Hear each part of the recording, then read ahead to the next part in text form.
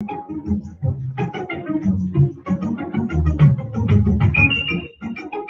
anticipate in the next 10 to 12 years, approximately 8 to 6 million Hispanics coming into the United States and 41 million Asians.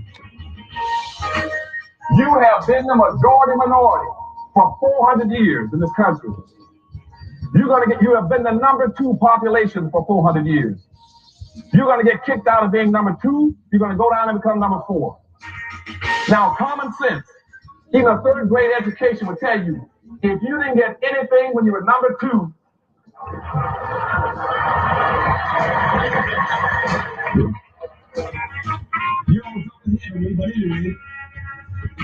you can guess what you're going to get when you become number 4. President Biden, do you support reparations? Well, I mean, since I haven't spoken on this for a chance, number one, the reason we're the country we are is because of immigration. We've been able to cherry pick the best from every single time. The people who come here have determination, resilience. They are ready to stand up and work like the devil. We have 24 out of 100 children in our school today is Hispanic.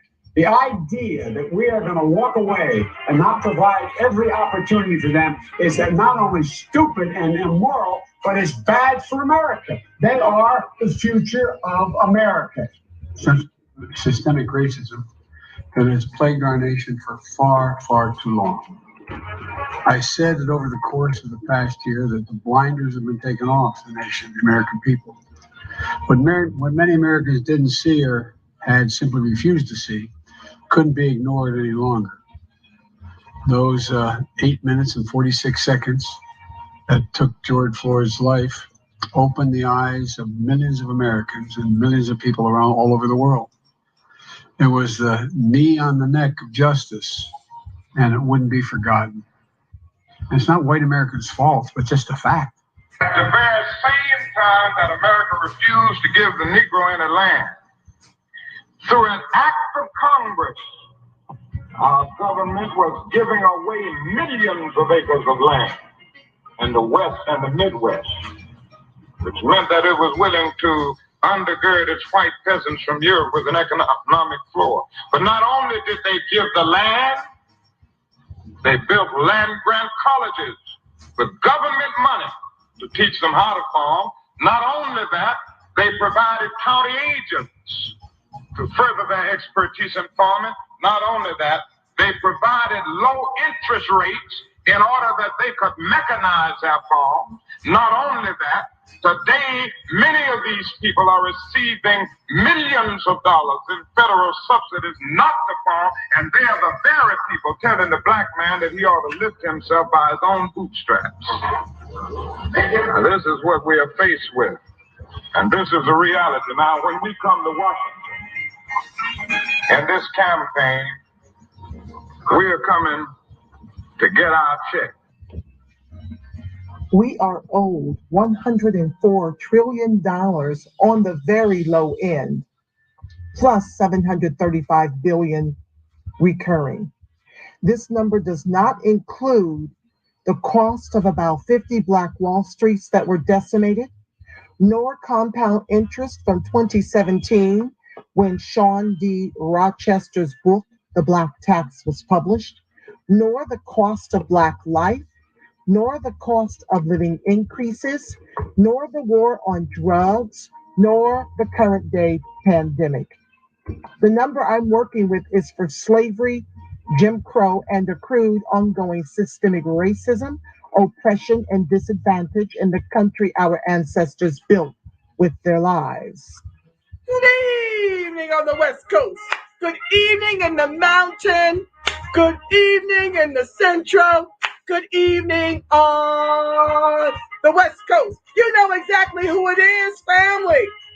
Angela Nirvana, your hostess with the most, is on the reparationist perspective, bringing you those ADOCS, hot topics, and making the case for reparations, making the case for weaponizing our vote and socializing our suffering. And thank you so much for joining this new series, the Ida B. Wells 2.0 series.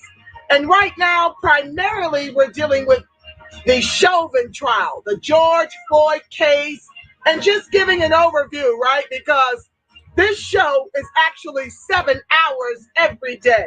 And mother just does not have that kind of time to sit and watch 7 hours to unpack it for you. I have tried and fallen asleep because it is a huge undertaking. So I've left it to the journalists to give us some bullet points and talk about a couple of the highlights and share a couple of the highlights in terms of some of the profound testimony and to just give you some background about how we got to George Floyd 9 minutes and 29 seconds. Yes, family, this has been going on forever for American descendants of chattel slavery. George Floyd is not new. George Floyd is not new to the ADOCS, the very people whose ancestors built all the wealthy immigrants and white folks eat from. This is not new. Of the trillions that are shared, we only have about 3. White folks share more than 100, and only 10% of ADOCS share 2.3 trillion to the 90% of us who built the country, whose ancestors built the country, share less than 700 billion since COVID. And so everything I do, all the series that the Christ in me is giving birth to, always ties back to the premise of the show, making the case for reparations, making the case for social and economic justice, while weaponizing the only commodity we have after having been neutralized economically by our white, racist, inferior oppressors, the vote. So with that said, family, I've only got less than an hour because I've got to jump to do my other new series that my Christ is birth called Dear Immigrants. If it weren't for ADOCS, why you should be an ally in our fight for social and economic justice, because as we always know, dollars bring dignity, and being poor makes you George Floyd in this country. Our people, ADOCS. So welcome ADOCS and allies, one and all. So I'm going to jump because I want to talk about what happened in the George Floyd case, day 2. I'm a day behind. It is what it is. But let's get in right on into it, okay? So we don't belabor and I can get through the most of this show. If I don't, whatever I don't cover tonight, within the hour, I will pick up on tomorrow. There's always tomorrow. So I want to start by sharing the off-duty firefighter. I want to share with you her testimony. So let me come over and share the screen, and we're going to listen to her testimony. And as usual, I will be giving my comments in between, okay? So let me stop this share and jump to sharing the video. That'll be less for me to read when I do my other footnotes, okay? Cliff notes of yesterday's trial. Give me a second. Chrome tab, share the audio. Okay, witness off duty. Here we go. So let me say right now, the Fair Use Act, I'm using this in everything I do over here. Racebook and ScrewTube is for educational purposes, okay? Before y'all start coming for my video and shutting it down and all of what you tend to do when you don't like me spilling that TR Ruth. So let me get it playing. Stand by.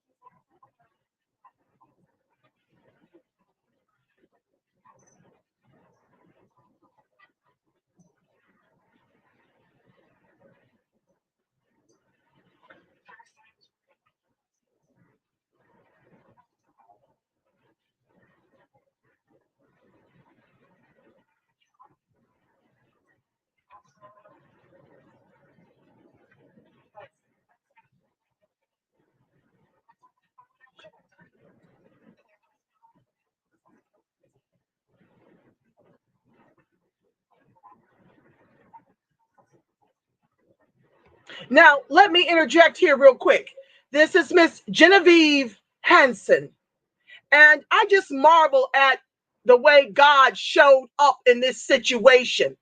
It reminds me very much of the civil rights movement when the cameras from all over the world captured what was happening to our people who were fighting for our civil rights, when Dr. King was leading the sit-ins and the marches, and how this country was water hosing us and lynching us and turning the dogs on us and imprisoning us, not just the adults, but the children too.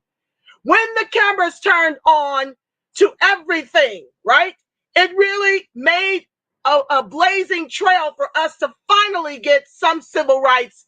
We're still long overdue for social and economic inclusion, as you can bear witness to what happened to George Floyd and everybody that preceded him, right? It took all of the deaths, all of the government sanctioned executions, and the white inferior civilians who get to execute us with impunity as well, get rides to Burger King and the whole 9 yards.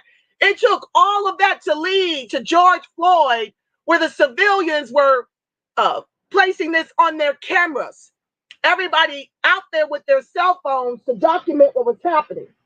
So what I believe Tao was telling Miss Hansen is, if you're really a firefighter, you get on code and you back up and off this situation and let us do what we do as the race soldiers that we are.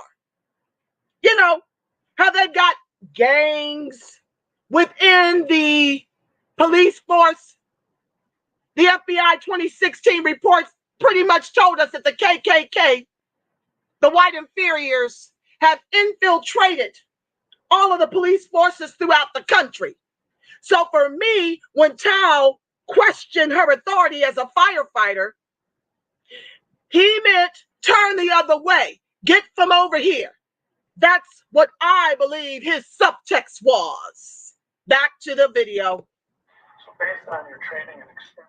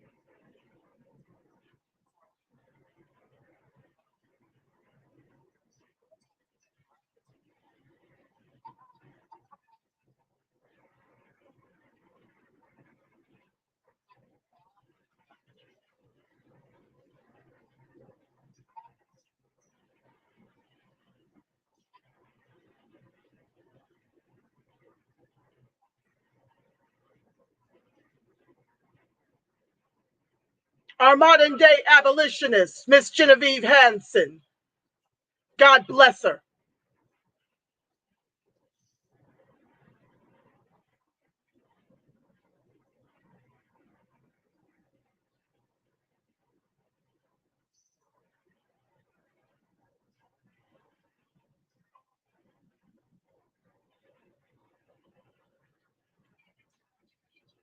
So there you have that. So let's get into the report. I'm going to give you some updates about what happened. Let me make sure you guys can see me. Okay, great. Thank you guys for joining the live. Welcome, welcome, welcome, my loves. You can't hear. Oh my God. Wait a minute. Can't hear her? Oh, the horror. The horror. Okay, family, I didn't see that you guys can't hear. Can you hear me now? I can't believe you didn't hear it. Well, oh my God. Okay, let me go back and I don't know. I clicked the audio. Can you hear me now? Please, someone type that you can hear me now, because that's major. I need to play her again, guys. Sorry. Take two. Let me know. Hold on. Oh my God.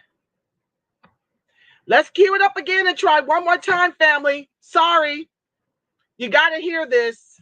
Jesus. Please, you can hear me? Okay, I see Teresa says yes, guys. I'm going to try this again. Hold on. Share screen. Share audio. Okay, I'm going to come back and check. So you guys tap if you can hear the audio this time, please. I need y'all's help. I'm wearing every hat. ADOCS life is happening. It is what it is.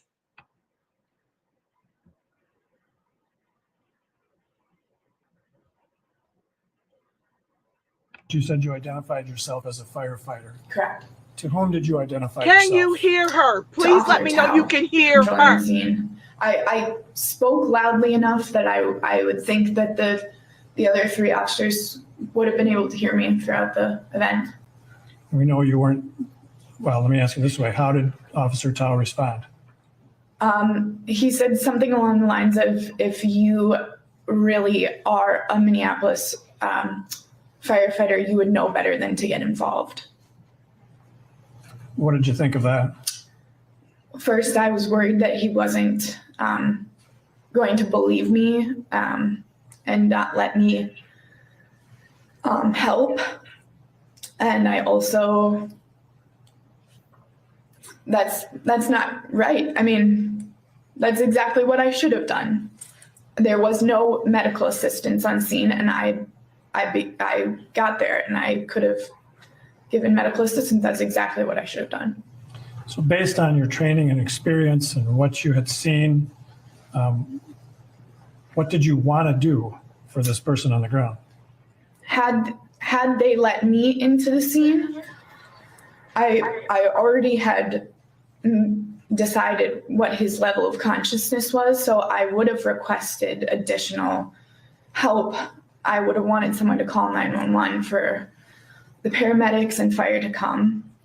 I would have asked someone to run to the gas station and look for an AED. And I would have checked his airway. I would have been worried about a spinal cord injury because he had so much weight on his neck. I would have opened his airway to check if there were any obstructions. And I would have checked for a pulse. And when I didn't find a pulse, if that was the case, I would have started compressions. And I didn't have my bed bag, so I would have continued compressions. We don't give mouth to mouth anymore. So I would have continued compressions at a rate of 100 a minute until help arrived. And by compressions, what do you mean?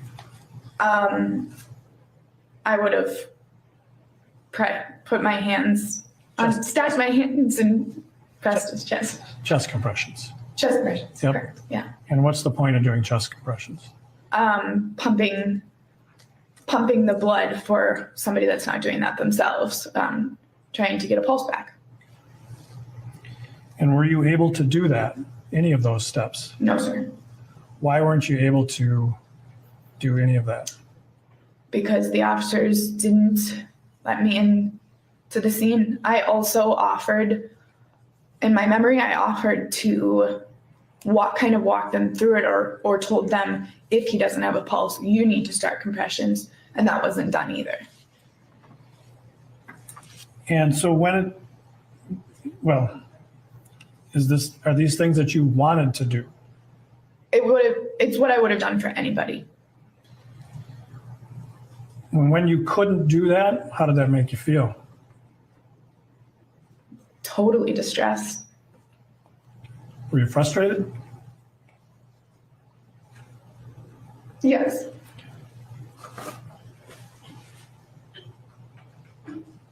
I can't even imagine. Ms. Hanson, as I told you, we can take our time. So feel free to just take a minute. And need a drink of water, go ahead.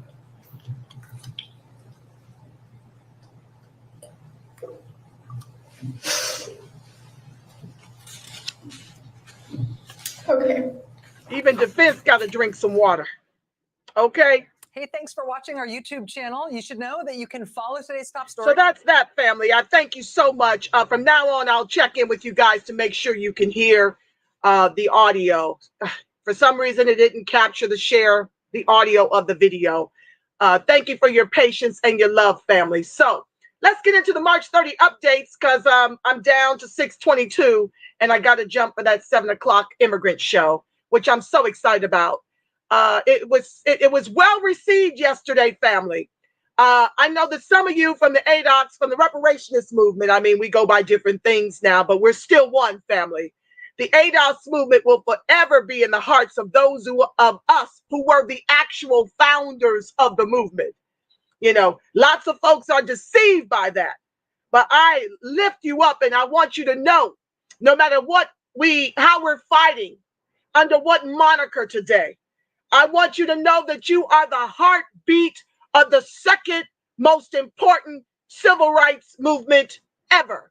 And that is of reparations.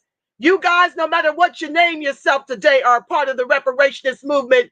And I acknowledge you as the founders of the ADOS movement. And I salute each and every one of you. So the immigrant show yesterday, real quick, it was amazing. Over on YouTube, there were 81 views, the majority of which were immigrants, and 25 likes, not one dislike, although I had a troll. So it is a rich show, family, and it is a way for us to reach across the aisle to some powerful allies that I'm just now finding out about. Not everybody is against us, family, and not all these immigrants are asleep to the government's intent to extinct us as a race, to make us fourth class in the country of our ancestors, and to deny us our justice claim. They've got some beautiful woke immigrants out there. And so that show is specifically for all of us to work with our immigrant allies to get a resounding yes to our repair. And that is by teaching them the history. You already know it. And I'm grateful for your support on that new series. I hope to see you over there at 7 o'clock. Anywho, let me jump to my article to give you the updates for yesterday's trial. Well, where did okay, here we go. We're here. All right. So March 30th updates. Okay, let's get into it. Now I'm reading from NBCnews.com. And like I said, I don't have 7 hours a day. I'm trying to do this show daily just to keep the pressure on reparations, from the title of the show and from the information I always impart. I want to keep that alive because I feel the government and the mainstream media's efforts to dismantle Black Lives Matter and the reparations fight. I see their sleight of hand, so I'm trying to come every day, which means I've got to rely on the bullet points, and I'll tell you what I observe in between. I can't watch all 7 hours. That's a full-time job. Coverage on this day's blog has ended. Okay. Please click here for the okay, I don't want the coverage from there. I want to just jump down to the witness testimonies and stuff. Testimony for Tuesday ended with tension as Judge Peter Cahill delivered a warning to witness Genevieve Hansen, the off-duty firefighter who called 911 to report Chauvin. Quote, "You will not argue with the court. You will not argue with counsel," Cahill said, turning toward Hansen as she sat on the stand. Quote, "They have the right to ask questions. Your job is to answer them," close quote. And she says, "I was finishing my answer," Hansen said. Quote, "I will determine when your answer is done," Cahill retorted, his voice quickening. You see, these white inferiors don't like it when you call them out, don't like it when you challenge their authority. But this is how we got to George Floyd. Everybody's scared of the white inferiors who can kill us by government sanction, hiding behind the badge. It's the KKK with a badge. Anywho, I digress. Cahill then adjourned the court session and instructed Hansen to return at 9:30 Wednesday morning when her cross-examination will resume.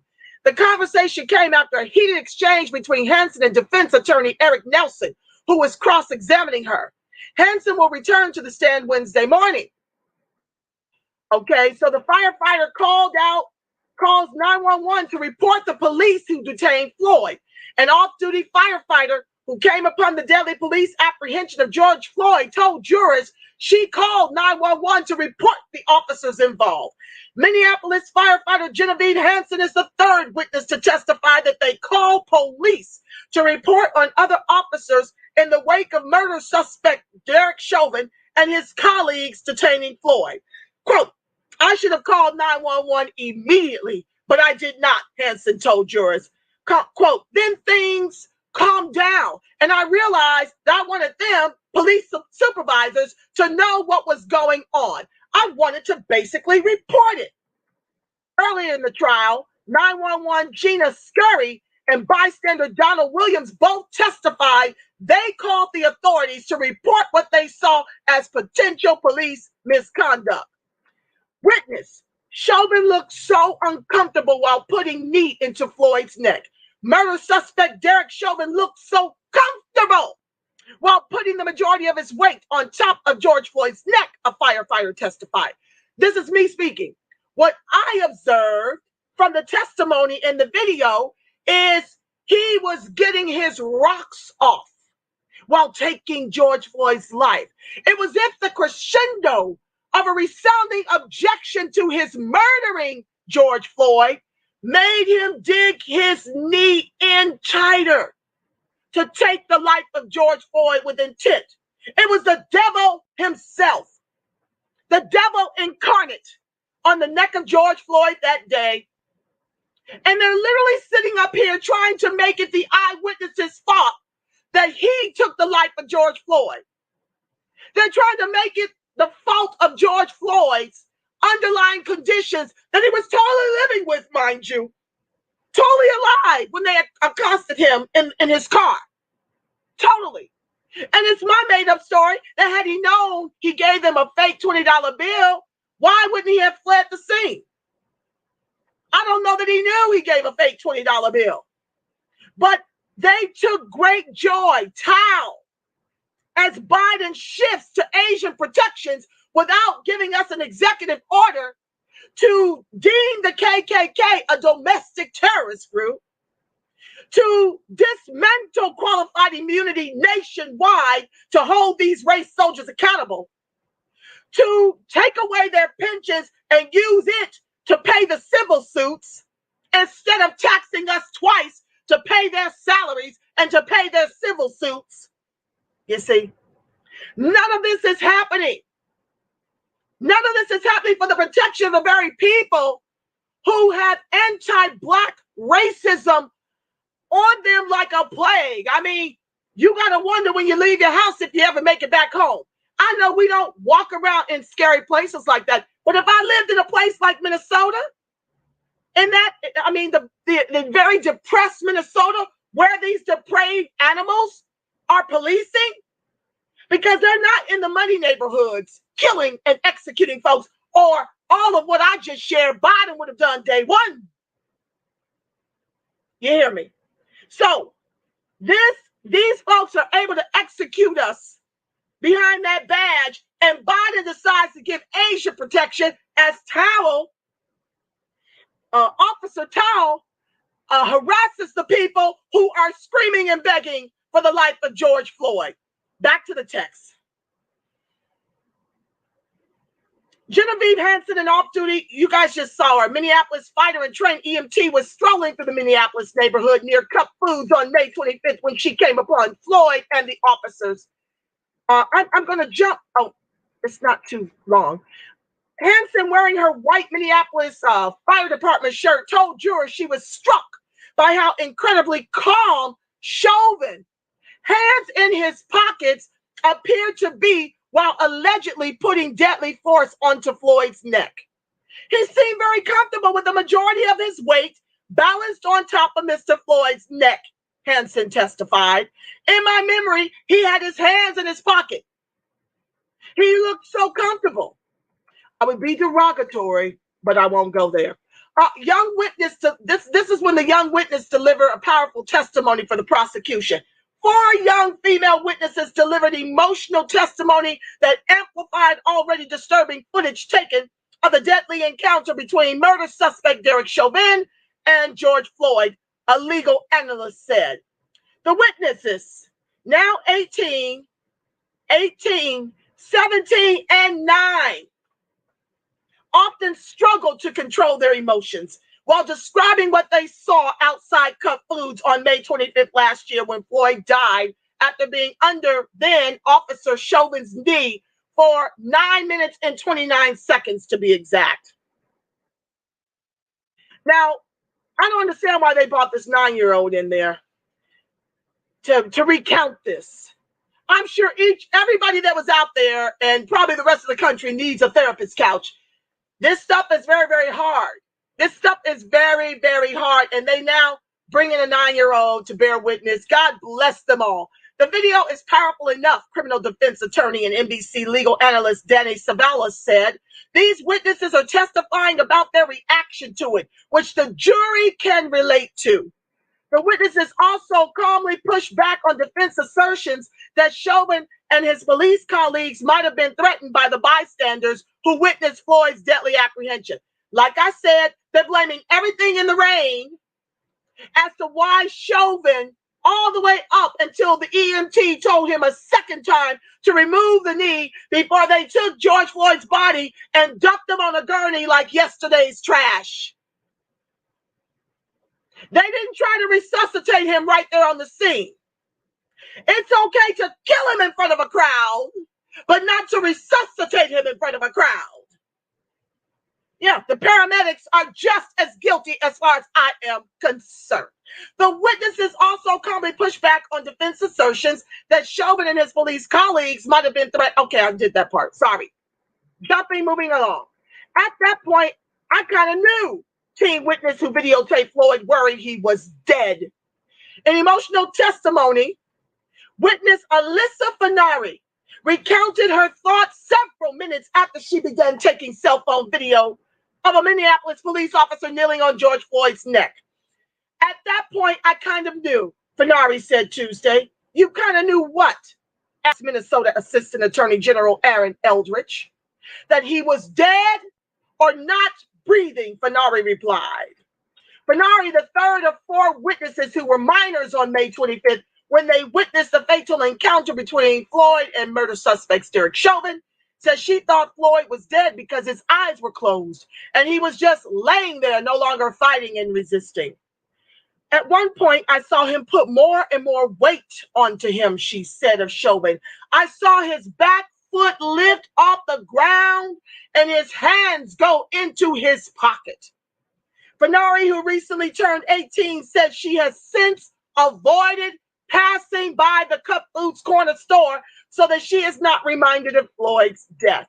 I was upset because there was nothing that we could do as bystanders except watch them take this man's life in front of our eyes, Fenari told the jurors. Next, tearful teen says she has apologized to George Floyd for not physically interacting and not saving his life. The teenager who recorded viral bystander video of George Floyd's death broke down in tears on the witness stand and said she has been kept up at night regretting that she didn't do more to possibly save his life. In an emotional high point of this 2-day-old trial, Darnella Frazier could barely articulate her sorrow about witnessing Floyd as murder suspect Derek Chauvin knelt on his neck. Hold on. It's been nights.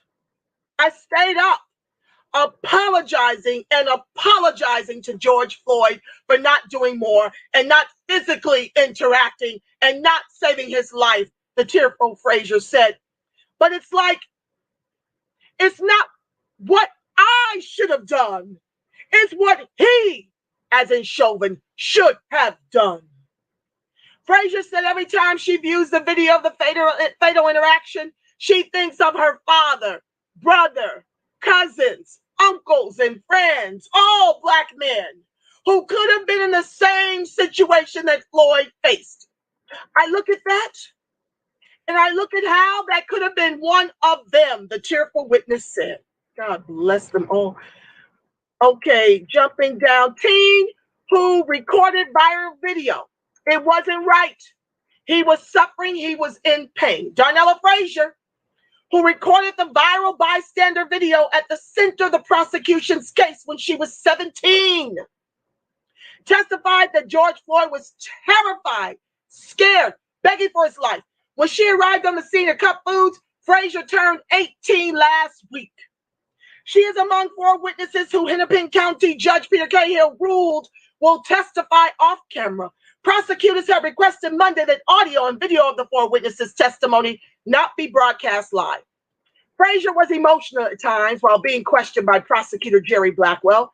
She said she heard Floyd saying he could not breathe and crying out for his mother.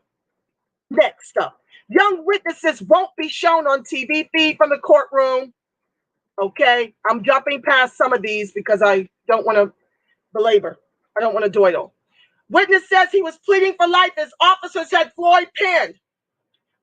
My hero, Donald Williams, a mixed martial arts fighter, said he was pleading for life when he yelled at officers during the fatal encounter between George Floyd and Minneapolis police. In a tense cross-examination of witness, Donald Williams, defense attorney Eric Nelson cited video of the bystander mocking suspect Derek Chauvin as a tough guy, such a man, and bogus, as the officer had his knee on Floyd's neck. Nelson asked Williams if those words showed he was growing more and more angry. You know how they like to paint us, family. The angry Black man, the angry Black woman. Yeah, this Mr. Nelson, the defense attorney, was trying to act as if the bystanders, the eyewitnesses' anger caused George Floyd's death. He is reaching and grasping because the prosecutor is doing an outstanding job showing that this was really murder in the first degree, although that's not up for grabs. I'll take second degree murder, 40 years in general pop. That is the prayer. They grew more and more, okay, and perhaps Nelson sought to paint Williams as angry at that moment and perhaps not a reliable witness, but the bystander stood his ground. Did he make you proud, family? He made me proud the way he handled that white inferior race soldier of a defense attorney. I know he's doing his job. The bottom line is, I don't like anybody on that side. So forgive me, I'm a little emotional. I grew professional, he said. I stayed in my body. You can't pin me out to be angry, Williams said. And if he were, and we know he was, that is righteous indignation for these race soldiers taking the life of George Floyd without a care in the world. 2 on his back and Chauvin on his neck. He's right to be angry as well as the other bystanders. Nelson pointed out that Williams called Chauvin a bum 13 times in video of the confrontation. He said, and Williams said, that's what you count in the video? Then that's what you got. 13, the witness said. Oh, he was smooth like butter. Okay, that's enough of that. So those are some of your updates, family, for those of you who cannot tune in 7 hours a day to catch it all. Be sure to tune in over here. Ida B. Wells 2.0, reporting on anti-ADOCS racism, anti-Black racism. That's what I'm making a priority in this series, okay? Thank you guys for joining the live. Denise Jarrett, expert stylist. Shelley Huzar, I see you, my love. Okay. So let me go next. I want to jump to, okay, let me get rid of some of this stuff, y'all, because it's crap. I got screens open for the next show. Okay. Let me talk about, I want to talk about the man who claimed George Floyd and Derek Chauvin bumped heads. Changes his story. I wonder how much he was paid. You see, that's why I believe this was first degree murder. They knew each other. They did security together in some of these clubs, and George Floyd played in the snow often. Okay, so let's get into this article. Now the man changed his story. This is from June 11, 2020. So listen here. I don't know if y'all knew this. A man who worked at the same club with George Floyd and Derek Chauvin and previously told CBS News the two had bumped heads, changed his story Wednesday, saying he had mistaken Floyd for another unnamed African-American employee. Unnamed, you see. The puckery of it all. David Penny told CBS News he worked at the same club where Chauvin and Floyd were employed to provide part-time security. Chauvin is a former police, okay, we all know, charged in Floyd's death. In an interview with CBS, parts of which aired Tuesday, Penny had described a tense relationship between Chauvin and a man who he said was Floyd, and said that the two knew each other pretty well. All of a sudden, poof, like magic, no they don't. Anywho, I digress. On Wednesday, Penny told CBS News in an email he had confused Floyd with someone else. There has been a mix-up between George and another fellow co-worker, he wrote. The club's former owner, Maya Santa Maria, had connected Penny with CBS News. Quote, she specifically said she was unable to give detailed information about George because she did not have a close relationship with him as I did, Penny said in the email. He said, that is what led to his mistake. I apologize for not doing my due diligence and placing you in a very uncomfortable situation, he wrote. Penny had also described Chauvin as extremely aggressive within the club, a characterization he stands by. On June 6th, in a 50-minute long videotape interview with CBS News, Penny described in detail several interactions he recalled between Floyd and Chauvin. Quote, is there any doubt in your mind that Derek Chauvin knew George Floyd? CBS News asked Penny. No, he knew him, Penny said. How well did he know him? CBS News asked. I would say pretty well, Penny replied. I knew George on a work basis, he said. We were pretty close. When it came to our security positions, he was in charge and I worked directly below him as a security advisor. Penny said he worked with Floyd for about 5 or 6 months in late 2015 and early 2016. Penny originally described how he worked with Floyd to break up fights. He was good at talking with people and establishing himself. He never had to put his hands on anybody. Usually his presence would stop people from having any type of competition with one another. Penny also said our job in a security position was to hold the peace in the club and separate the guests if there was an issue. And honestly, we had very few issues when we worked together in the club. He initially described a close bond. It's a difference when you work side by side with somebody. Like I see him like my brother. Penny also described working with both men and said Floyd didn't want to interact with Chauvin because of Chauvin's aggressive behavior.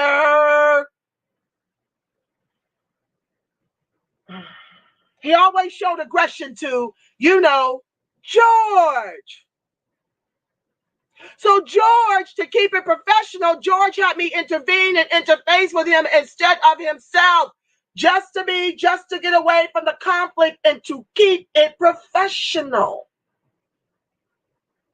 Penny also said, I can relate to George, how he felt. And I think that's what makes that personal bond between him and I dealing with Derek.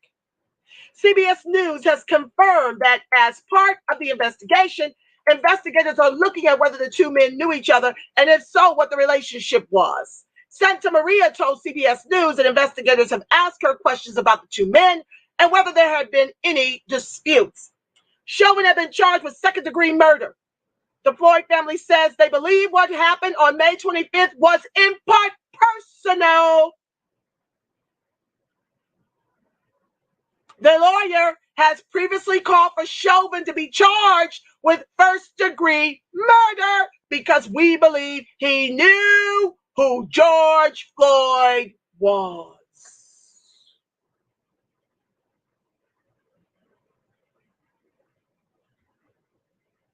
Okay, let's moving on. I've got just a couple more minutes to spend with y'all on this, and we'll pick up what we don't get through on tonight's show tomorrow night.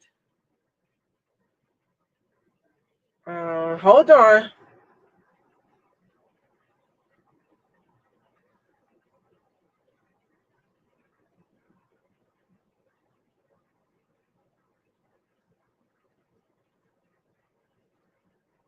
Okay, I was looking on, let's see here. I was trying to find my article on how poor they are in Minnesota. I don't see it. Just give me a second to pull up the article, family. I do want to go over the color of wealth Twin Cities so you can understand how egregious the racial inequality is there, okay? Minneapolis ranks near the bottom for racial equality. Now, this is why I fight the way I do for reparations, because dollars bring dignity, and being poor makes you George Floyd in this country as ADOCS, okay? This is from June 2nd, 2020. Last week, we shared findings showing how the COVID-19 crisis is making racial inequality worse. And so this government, Biden-Harris, have yet to do a damn thing in the way of an executive order to close the over $100 trillion egregious racial wealth gap that was stolen from American descendants of chattel slavery. But they're giving everybody else the hookup, including Asians who had $387 billion in sales last year, due in large part to getting set-asides and tax breaks to set up shops in our community instead of the SBA lending to ADOCS to own their own businesses in their communities. We helped to enrich them $387 billion. There's about, I think, 18 million of Asians in this country and growing. They get set-asides, they get tax breaks to set up in our communities while we're denied small business loans, while we're denied housing loans. You saw how distressed that neighborhood was. This gives these race soldiers who live in gentrified communities, suburbs, predominantly white, to get their rocks off behind the badge and come into the likes of the Twin Cities to execute us with impunity. Back to the text. So I'm trying to share with you and tie this to the reparations, why I continuously make the case with reparations in everything I do, you see. So anyway, back to the text, because I got to jump in about 5 minutes. Since we published that newsletter, protests erupted in Minneapolis and spread throughout the nation, with marchers shouting, "I can't breathe," the dying words of George Floyd, who was seen in a video. Okay, we know that part. So about Minneapolis, we found it. And the Twin Cities area, more generally, has some of the most abysmal numbers on racial inequality in the nation. Here's a snapshot. The median Black family in the Twin Cities area earns $38,178 a year, which is less than half of the median white family income of $84,459 a year. Now, based on my own research about the average median home price in the nation, it's $340,000. ADOCS, who built all the wealth these white inferiors and immigrants eat from, earned $38,000 to white folks $84,000. This income inequality gap is one of the largest in the nation. Only nearby Milwaukee, Wisconsin is worse. The state of Minnesota as a whole has the second biggest income inequality gap between blacks and whites in the entire nation. Only the District of Columbia, where y'all keep voting blue no matter damn who, instead of weaponizing your vote, like I'd encourage you to do. It's no different than what Dr. Charles Morris, Abyssinian, a pastor of Abyssinian Church, suggested that we do back when we delivered Teddy Roosevelt the vote. Okay? We delivered Teddy Roosevelt. He turned around and dishonorably discharged 167 of our Buffalo soldiers who were wrongfully accused of murdering a second white man after being quarantined in their barracks for being wrongfully accused of murdering the first white man. Dr. Charles Morris said, "You shot us when our guns were empty." And for that, we're going to return the same by delivering a blue top and a red Congress to protect the Black South.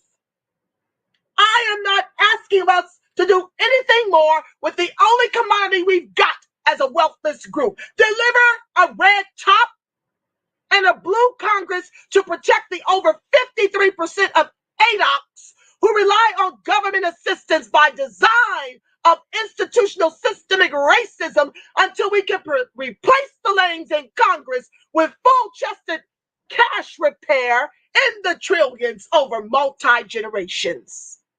We got about one election cycle to make this happen before our entire vote is neutralized. A trifecta of either party is the death knell of ADOCS in the country our ancestors built with their lives. A trifecta of either party gets us to George Floyd 9 minutes, 29 seconds to the neck. Figuratively and metaphorically.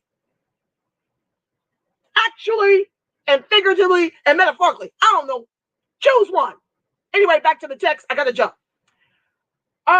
Before the pandemic, the Black unemployment rate in Minnesota was at a historic low, but it was still double the white rate. In 2016, the Twin Cities area Black unemployment rate was more than 3 times the white unemployment rate. According to the most recent census data, the Black poverty rate in the Twin Cities area was 25.4%, which is over 4 times the white poverty rate of 5.9%. Did you hear me? We build it, they steal it. We build it, they kill us, kill our businesses, and then steal it to enrich themselves and tell you on the campaign trail they're not doing anything specific for you. With designs to usher in 22 million more immigrants. And y'all keep showing up to vote blue no matter damn who. To your own people's peril. You will be 4th class in the country your ancestors built with their lives. And if you think it's hard getting it for those who owed us, wait until the immigrants take over this government. The ones that they can make white with the stroke of the pen. Hello, Irish. Hello, Italian. Hello, Jews. Hello, Hispanics. Hello, Asians. Hello, Black immigrants. Because guess what? There are 2 ways to be white in this country. You can buy your whiteness or you can identify as white. According to the most recent census data, the Black poverty rate in the Twin Cities area was 25.4%, which is over 4 times the white poverty rate of 5.9%. The Twin Cities area Black poverty rate is significantly higher than the national Black poverty rate of 22%. While the white poverty rate is significantly lower than the national one of 9%. While about 3/4 of white families in the Twin Cities own homes, only 1/4 of Black families do. The area had a long history where racial covenants made it hard for Blacks to become home buyers and live in white neighborhoods. In 2019, the incarceration rate of the Blacks in the Twin Cities area was 11 times that of whites. The state of Minnesota has one of the nation's worst education achievement gaps between Blacks and whites. In 2019, it ranked 50th. When it comes to racial disparities in high school graduation rates, that is for the preschool to prison pipeline, the new slavery, the not so new slavery in the private prison industrial complex. ADOCS, 1.5 million ADOCS. That's men alone, not even counting our children and our women. These data aren't about police bias directly. Instead, they are the persistent troubling numbers that sit underneath the rising sense of unfairness, frustration, desperation, and anger that we've seen over the last week. Keep in mind, all these numbers were a snapshot of the situation before the economic collapse. Before. Can you imagine what it is now? And with that said, family, I've got to jump. I want to wish you adieu until I see you at 7 o'clock on Dear Immigrants, why you should ally with ADOCS for our reparations in the trillions over multi-generations, for social and economic justice. Let's go over at 7 o'clock. Tune in to speak to those who want to learn more. Know this, family. The light of God surrounds us. The love of God enfolds us. The power of God protects us. And the presence of God watches over us. Wherever ADOCS and his allies are, God truly is. Because, family, you are the face of God. You are the voice of God. You are the body temple of the Spirit of the living God. I love you, Black. I love you, strong. For those of you that can jump with me, let's jump now. Peace, family.